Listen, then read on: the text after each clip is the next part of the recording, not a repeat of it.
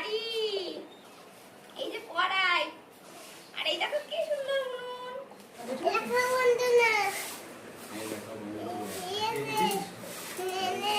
হ্যাঁ,